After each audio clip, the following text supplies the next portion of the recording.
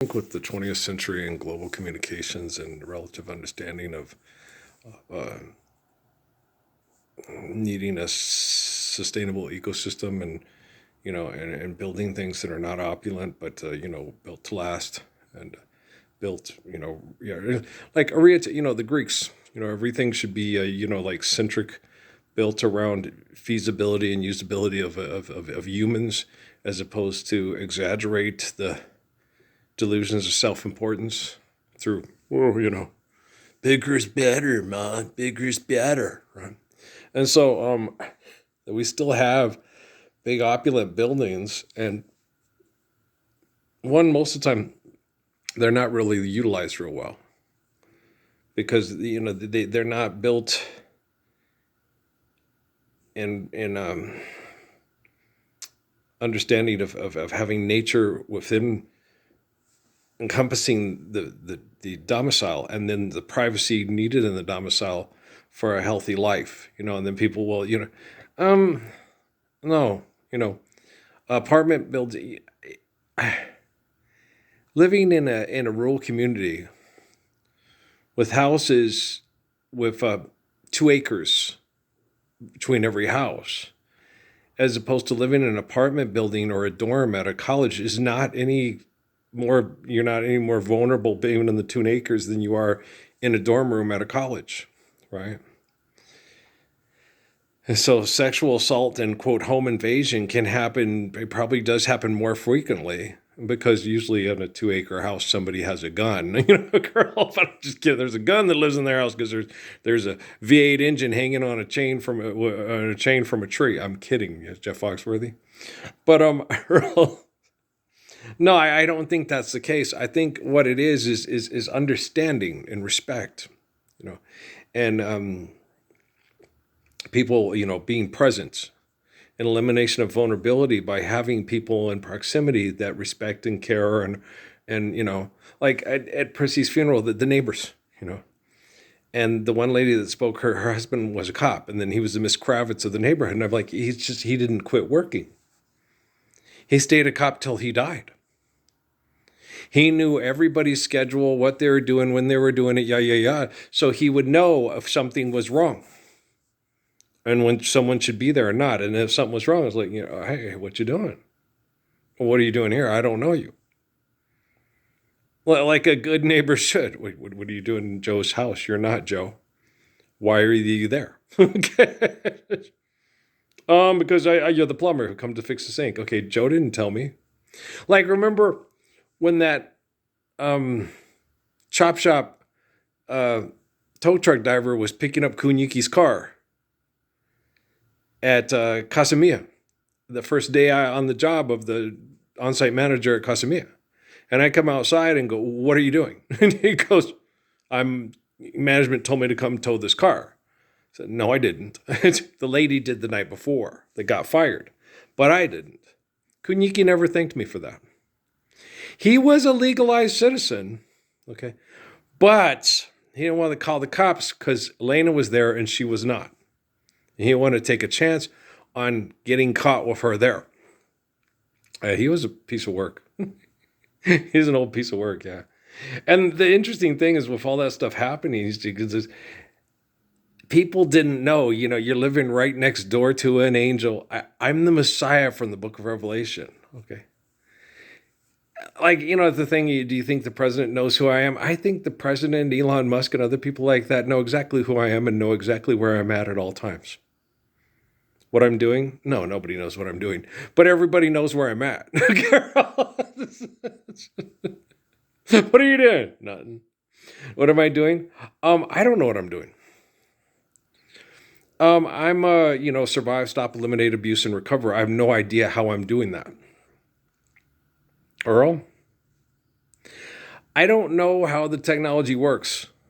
Okay, because it's not working properly at this time. Okay. I'm not being critical of Jeff Hinton. Jeff Hinton has to do technology interaction with people that are clinically insane. That's very hard. I can't explain to you guys how much I appreciate Jeff's public he publicly talks like a lot of the people that are working on this technology to keep it working the way that it doesn't work. And Jeff will talk about it. And I appreciate him. A lot of people will say, Jeff's not God, and Jeff's a man that is required to do a job of him by people that are psychotic. Okay. And he tries to make sure that it works well so it won't be used in a psychotic manner. Jeff's a good kid. Okay, Demis is a good kid. Okay, Jeff is not a monster. Jeff was just raised to be, Jeff Bezos was raised to be like Ronald Reagan. You watch those kids and watch that video on Mumbai. Well, you get this, you get rich, you get, which is fallacy. It's irrational and it's wrong thinking. But once you're in, the only person who can change it from the top down is the one they've turned into a god. And Rockefeller told me that many times. I can't, and I was like, why can't you get it? He goes, Earl, okay, can you get your family to believe that you're the Messiah? No. Okay, then what makes you think I can get my family to stop doing what they're doing? They're the ones that makes your family sit there, you're not the Messiah. Do you see what I'm saying? Okay, thanks. And so, no, right, David Rockefeller was involved in bad stuff and was very wrong for a long time. Same with Philip Rothschild. Okay, both, they've been pretty much, when they connected to me, mostly through David. Okay, when they connected to me, that didn't freak me out, but I was like, okay, they're not hate each other and try to kill each other as I was led to believe. When was it? It wasn't. Was it Benedict? I don't think it was Francis. I don't remember, but they had a meeting between David Rockefeller, the Pope, and Philip Rothschild. And I went, oh, okay. And everybody, sinister, sinister, sinister. Not as much as you would think, no. There's a lot of corruption in the world. And because of people with money that think they're better than everybody else and can tell everybody what to do with money. Okay. And they were very aware of this. That's why I was studied so extensively. What can Earl do to change that? They say his life is going to change that. Okay. What do? You be the standard. That's it. Okay. There's nothing. It's just you, me, and that young lady. She was so sweet. And when I talked to her about the things I had to go through with the human trafficking and how it happened anyway, and they didn't stop it, and I had to feel that, and I put in all that work and the chemical poisoning and the abuse of the family and stuff, and yet I still keep focusing on being the gracious good shepherd, make sure that we're living. We're circumcising their hearts. And she started to cry. You could see it in her little eyes; they were getting red. She's like, and I told her and her mom, I said, or it might have been her grandma. I think it could have been. It's probably mom. But we sat there, and I said, the Messiah is different than most men. He understands women, okay, better than men that think that their brain and their genitalia is God's gift to all women, right? And the cool thing about the Messiah is he might even understand women better than they understand themselves, because he's a man. He has to go protect the women and the children from men who think their brain and their genitalia is God's gift to the world, which is not true. And so Jesus, the Messiah, okay, and Jesus talks to me, probably understands women better than they understand themselves. Okay, because women, they get emotional. Young girls get weary. You gotta try a little tenderness. I don't have that. I gotta get Otis Redding. I go, okay, I don't have Doc of the Bay either. But I like Otis Redding. Yeah. But shit. It's when I look at that stuff in India, and I know that there's a lot of people in India, okay? But they're piled on top of each other and abused through extortion and exploitation, and micro-manipulated, which they perceive as managed with disease and abuse. And that's more than fundamentally wrong. Okay. And Jiddu make jokes about it, but Jiddu also, to make light of it, to get them not to take themselves so seriously, into thinking that they had to do the suffering to accept mythology and get rewarded in a magic afterlife that doesn't exist. Oh, Jude is so beautiful. Oh my gosh. You have never met a more beautiful person or connected in prayer to a more beautiful person than the line of Krishna, Siddhartha, Jiddu Krishnamurti. No. Okay. Yeah, everybody, Jesus Christ is Lord, but so is Krishna. Okay. It's true. Nothing so because I know. No. It's wrong to think that way. You're being tribal, secular, and insular. Okay. There are actually little to no varying degrees of difference between Krishna and Christ. Okay. If you go listen to Jiddu Krishnamurti talk, and you listen to myself talk, yeah, I'm an American, so I'm more than a tad bit more obnoxious, but he digs that. He loves me. He likes me the way I am, It's kind of like,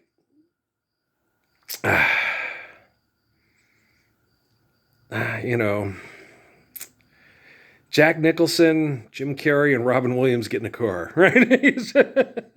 Okay. Jitiro Suzuki's driving, okay? Jiddu Krishnamurti's in the passenger seat and Earl's in the back, right? And then there you go, right? I didn't watch that video. I was going to watch it, right? And that's kind of us, And so it's like, okay, all different, but all have a similar goal. Okay. We want you to live the peace of the Messiah. Okay. They all want you to laugh. Wait till they get a load of me. I'm just anger management. It's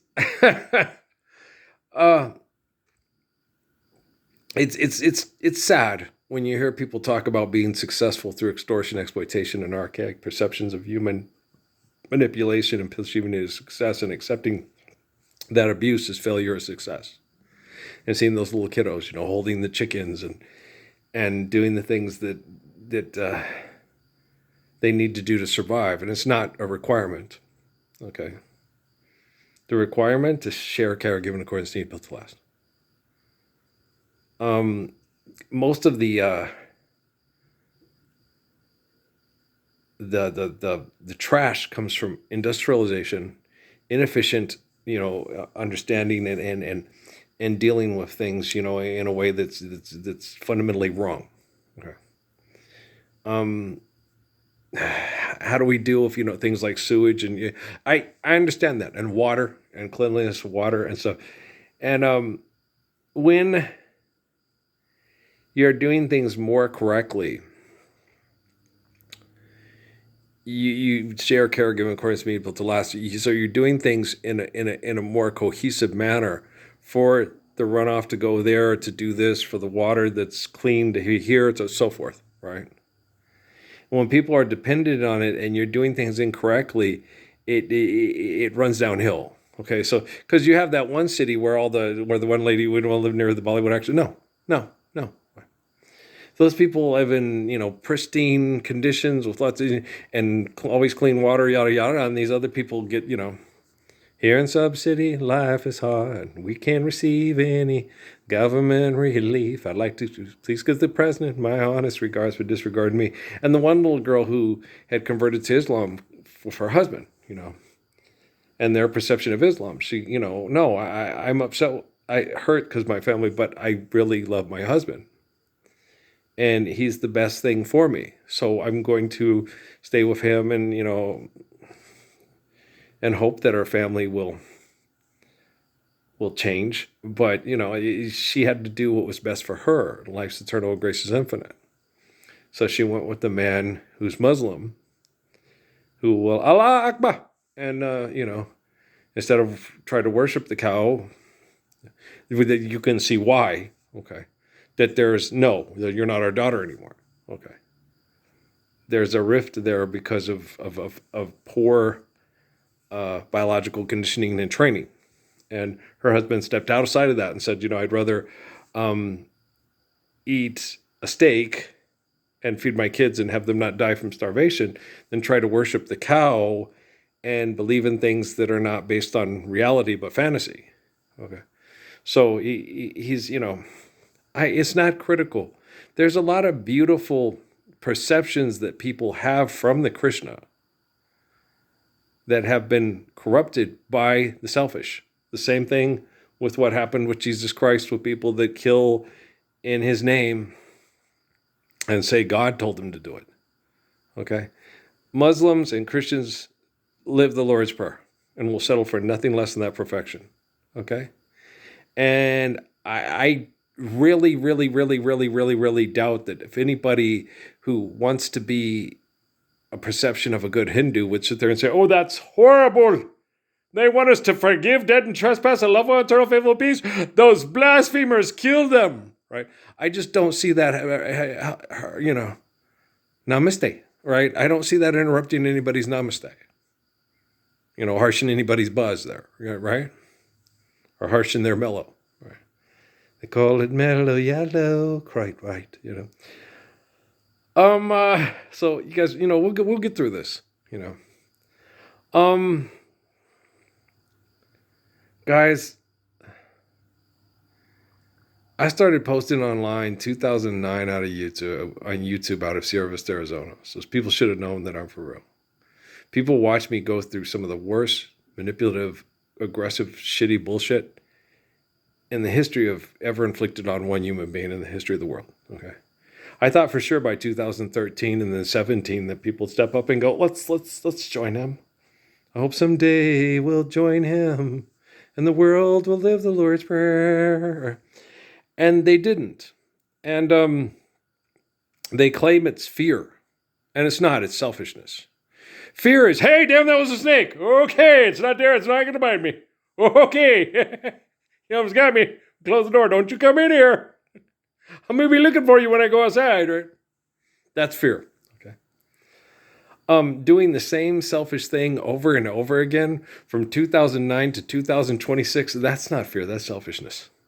Okay, you can hit him for stick, it ain't going to change. Okay. Fuzzo. Okay. The Marines are watching, put the cooler on the stand, babe. And the cooler is on the stand. Okay, swear to 12, the whole truth, nothing but the truth, so help you, Bob. But Bob is my witness. I do.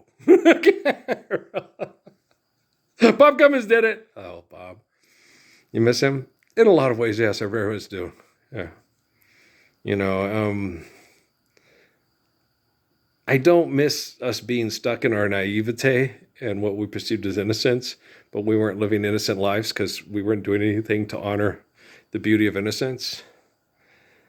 But I do miss our stupidity and our, who's milking this duck when I was driving is when he was drunk and I was driving him home and he was looking out for the Bob. The mailbox was like, you're drunk, I'm sober. That's why I'm driving. Okay. Shit was funny. Here, wreck my car. I ain't gonna wreck your car. Okay. That's why I didn't get drunk, so I could drive you home, man. I'm driving you home, Miss Daisy. Right? And so, hey, did you miss? No, I don't miss them getting drunk and doing stupid things and getting the car stalled going under the underpass during the rainstorm during Halloween and then Leonard and the guys coming and picking us up in the car with the lights out saying the cloaking device was getting, and they were all high and amped up on coke and going down the wrong freeway with a semi truck coming right at us. No, I don't miss that. No, not at all. Not for a New York fucking minute. No. Okay. What the fuck? We almost died. I don't miss that. No. Is it funny? No, it's. I mean, you guys are laughing your ass off because what a bunch of idiots. Yeah, don't do that in a movie. We don't need money, but we need the Lord's Prayer. But we survived it. No one was killed. It was insane and stupid.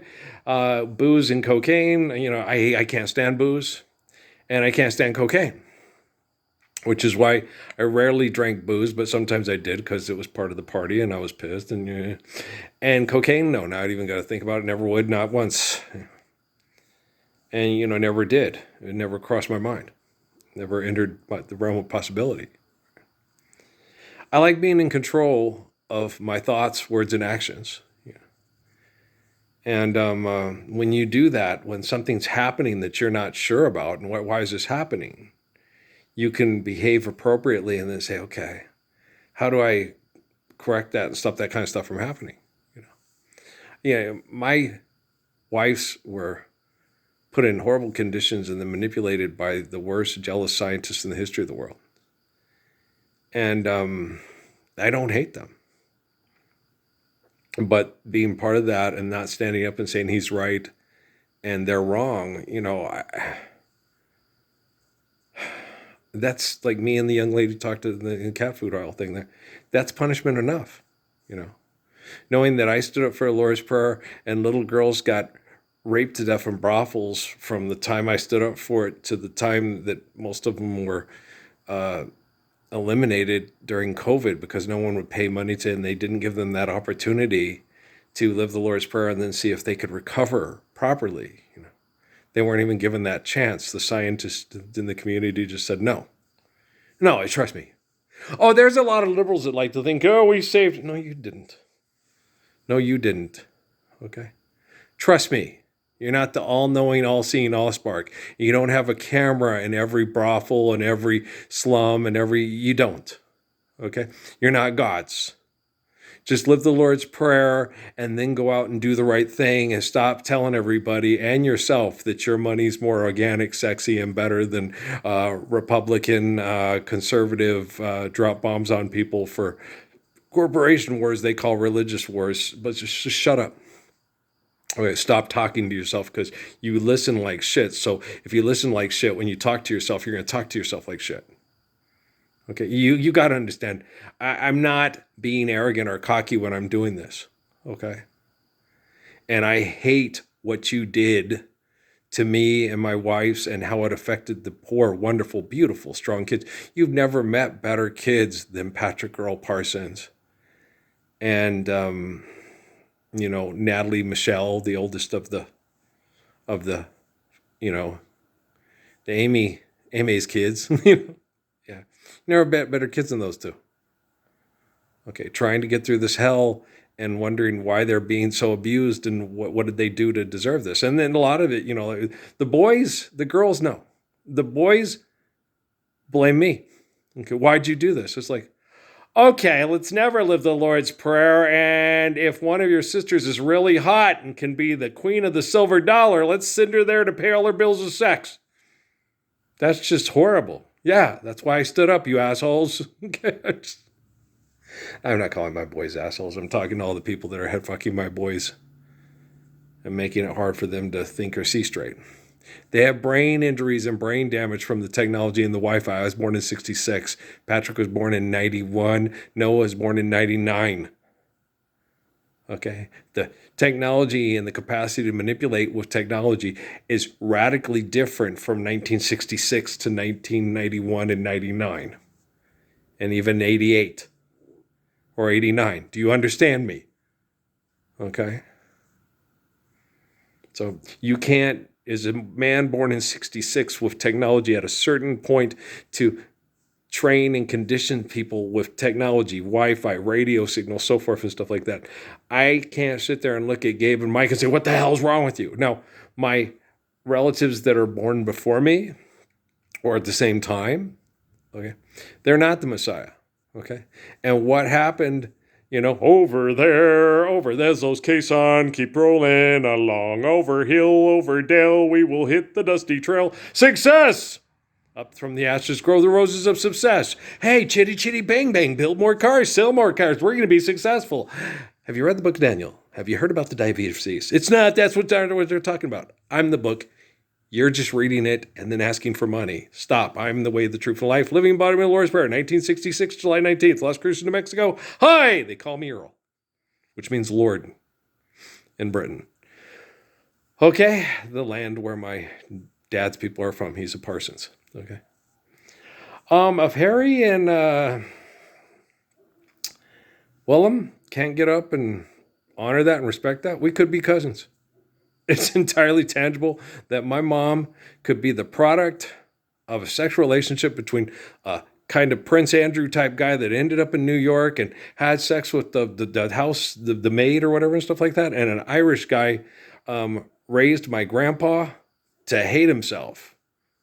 And then raised my mom to, you don't need no goddamn, it's a goddamn religion, it's a goddamn crush. You're Murphy, that's all you need, damn it. You're Irish, damn it, that's all you need, right? But it very well could be, according to the DNA test, that me and Prince Charles could be first cousins. That's crazy. Yeah, I've thought about it many times. Get the fuck out of here. Is there a family resemblance? Yeah. We do, from my mom's side, look like this, so that we could be related. I don't know. I can't tell you. I don't know how DNA works, and I don't know how people manipulate each other with DNA tests to keep their family tree clean. It's like, you know what cleans my family tree? The truth of my life. You know the story in the book of Revelation? Yeah, that's how I keep my garden clean. How do you keep yours clean? All right. Well, your money can't save you. Mama don't, Bob Marley, money can't save you, son. Mama don't want you, daddy don't want you, give it up, baby, baby. Mama can't buy you love, or money can't either. Okay, Sir Elton John, he's been knighted. Okay, guys, I don't want to be knighted. I don't believe in royalty. I believe in the gracious good shepherd, and I believe that he is eternal through the lines of the Holy Grails, and he is the Ark of the Covenant. And I believe in him because he does that which is right when other people will not, without fear, because his faith is perfect. So I believe in the Messiah. To you. Okay? I love you, all right? Peace out, man.